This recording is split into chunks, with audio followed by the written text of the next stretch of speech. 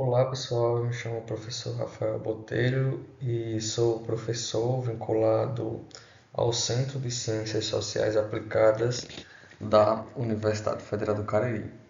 E eu fiquei responsável por trabalhar com vocês a disciplina em caráter de reoferta voltado, a disciplina voltada aos conteúdos de contabilidade aplicada ao setor público.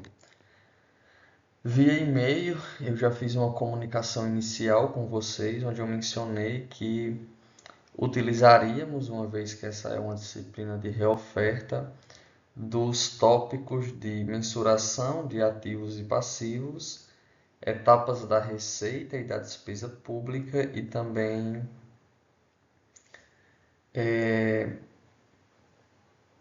a construção do balanço patrimonial. Então, de momento inicial, nós temos uma introdução do que seria essa mensuração contábil. Então, neste capítulo específico da Norma Brasileira de Contabilidade do setor, técnica do setor público, ela diz justamente em seu capítulo 7, lá na estrutura conceitual, diz respeito à mensuração de ativos e passivos nas demonstrações contábeis. Então, dito isso, qual é o objetivo da mensuração, da evidenciação também desses elementos patrimoniais? Então, o objetivo dessa mensuração é selecionar bases que reflitam de modo mais adequado o custo dos serviços, a capacidade operacional daquela entidade e a capacidade financeira também daquele ente, de forma que seja útil para a prestação de contas e responsabilização e também tomada de decisão. Então, as seguintes bases de mensuração para o nosso ativo, à luz da informação que fornecem o custo do serviço prestado, a capacidade operacional e também financeira da entidade, além da extensão na qual fornecem informações que satisfaçam as características qualitativas da informação contábil, proporcionando, como a gente viu no slide anterior, uma melhor prestação de contas, responsabilização e também tomada de decisão. Para o ativo, nós temos a base de mensuração do custo histórico, valor de mercado, custo de reposição ou substituição, preço líquido de venda e também valor em uso. No que diz respeito às bases de mensuração do passivo, temos o seguinte: temos o custo histórico, custo de cumprimento daquela determinada obrigação, uma vez que se trata do passivo, o valor de mercado daquela obrigação, o custo de liberação para dar a baixa daquela respectiva exigibilidade e também um preço presumido. São as bases de mensuração para o reconhecimento de um elemento patrimonial no que diz respeito às exigibilidades de uma organização. Então, inicialmente, vamos trabalhar um pouco acerca das bases de mensuração do ativo, inicialmente se referindo ao custo histórico ou custo dos serviços. Custo histórico de um ativo é a importância fornecida para se adquirir ou desenvolver um ativo, o qual corresponde ao caixa ou equivalente de caixa ou valor de outra importância fornecida à época da sua aquisição ou desenvolvimento. No modelo do custo histórico, os ativos devem ser inicialmente reconhecidos pelos custos incorridos naquela transação para obtenção daquele ativo na sua aquisição. Subsequentemente ao reconhecimento inicial, esse custo pode ser alocado como despesa do exercício na forma de depreciação ou amortização.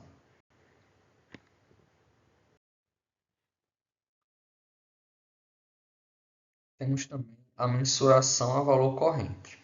A mensuração a valor corrente reflete o ambiente econômico vigente na data de apresentação daquele respectivo relatório. E existem 4 bases de mensuração a valor corrente para os ativos. Temos valor de mercado, custo de reposição ou substituição, preço líquido de venda e também valor em uso.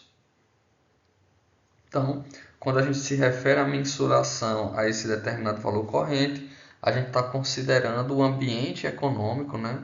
A conjectura a qual aquele determinado elemento está inserido na data de apresentação do nosso relatório. E dessa forma, nós temos as bases de mensuração de valor de mercado, considerando esse ambiente econômico, o custo de reposição ou substituição, o preço líquido de venda e também o seu valor em uso.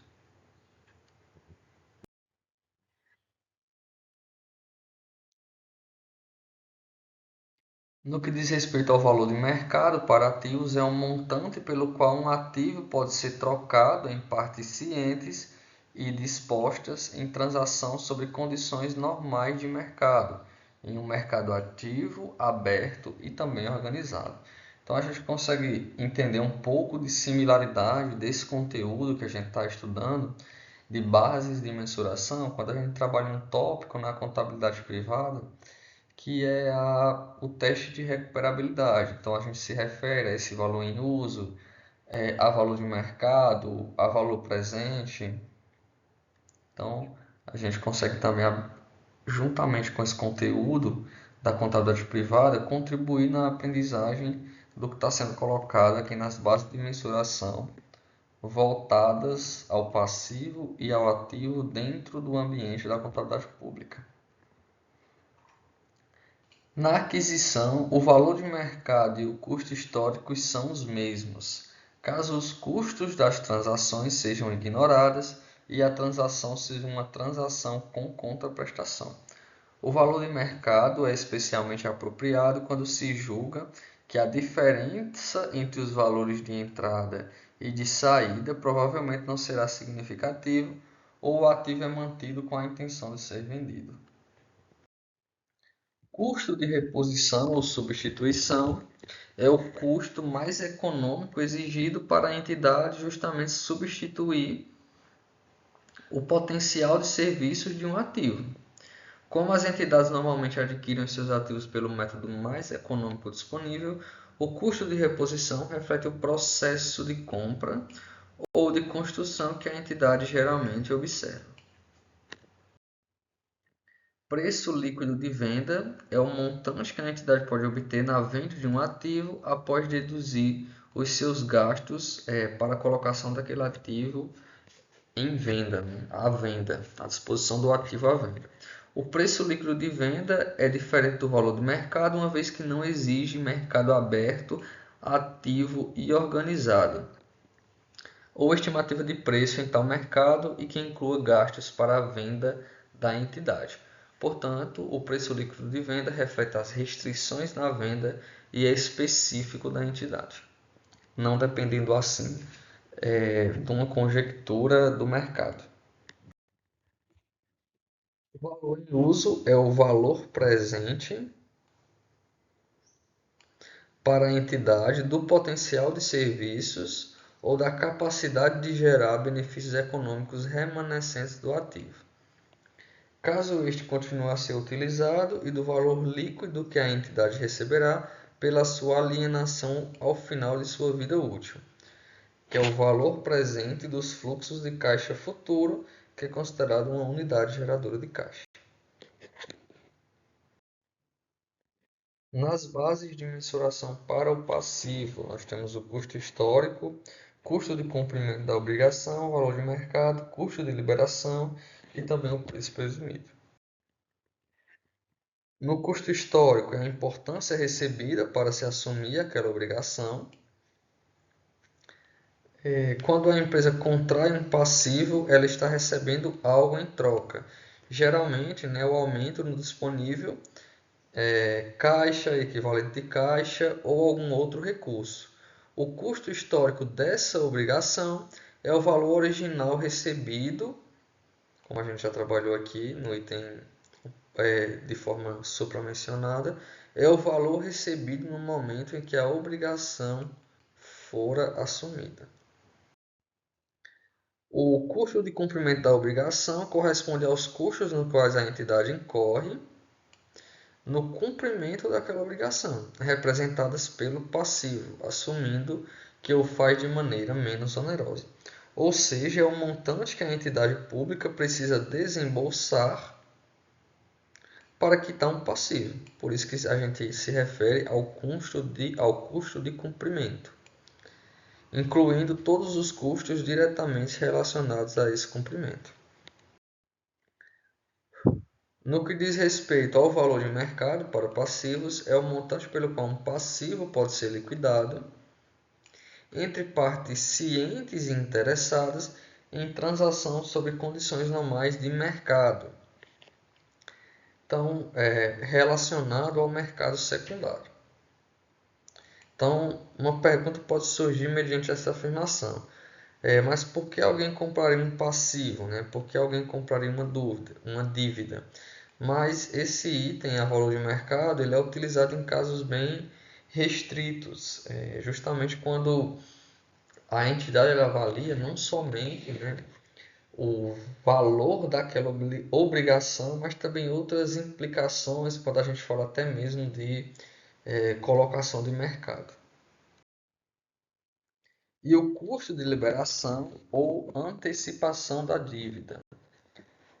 O custo de liberação é o termo utilizado no contexto dos passivos para se referir ao mesmo conceito do preço líquido de venda, que a gente já estudou, utilizado para os ativos. O custo de liberação se refere ao montante que corresponde à baixa imediata daquela obrigação. Por isso que a gente conceitua como custo de liberação.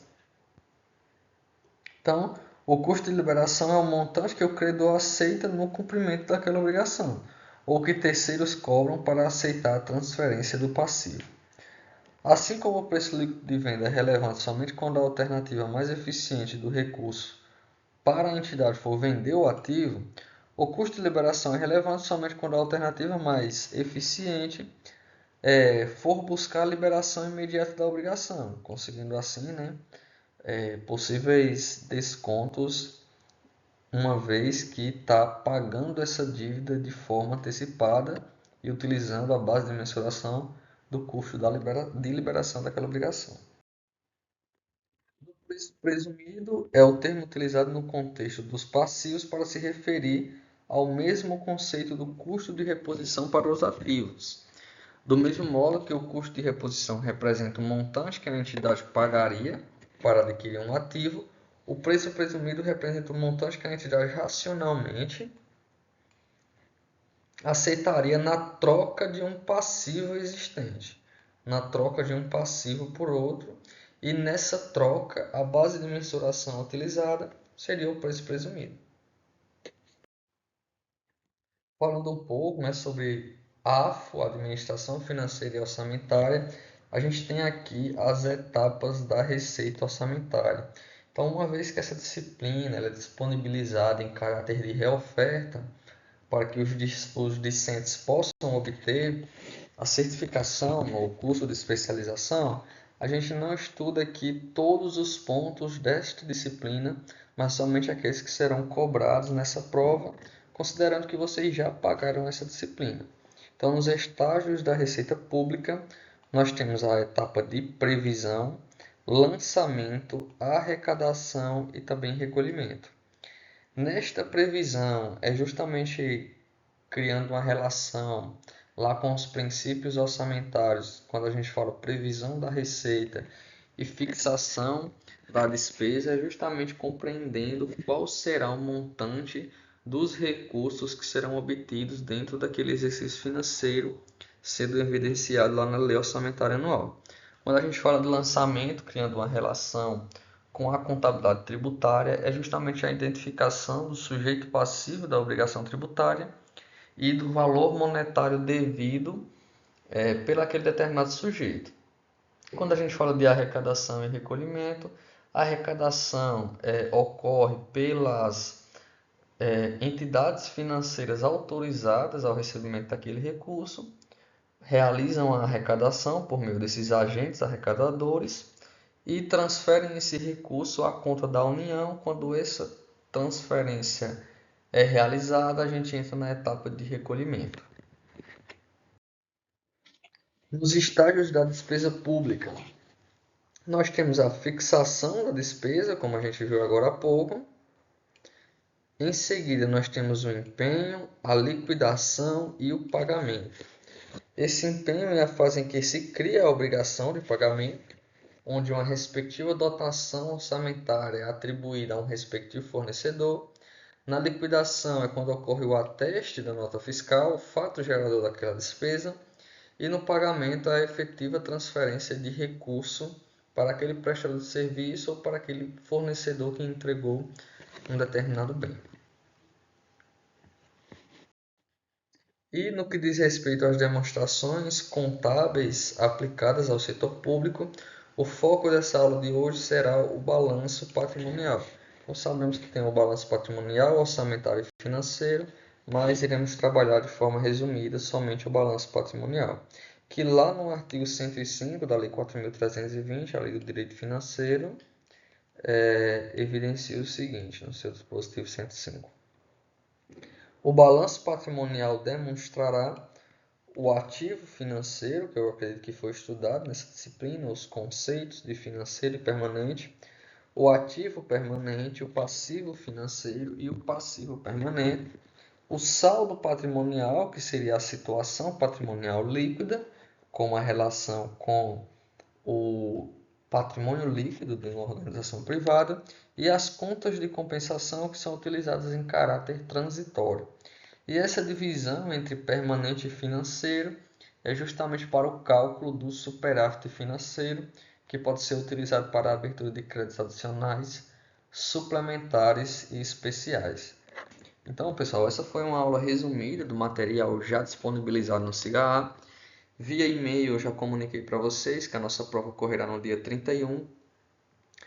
Serão disponibilizadas 2 horas para a resolução dessa avaliação e ela vai ficar livre durante o dia 31 inteiro, mas com uma limitação de 2 horas a partir do início da resolução da prova.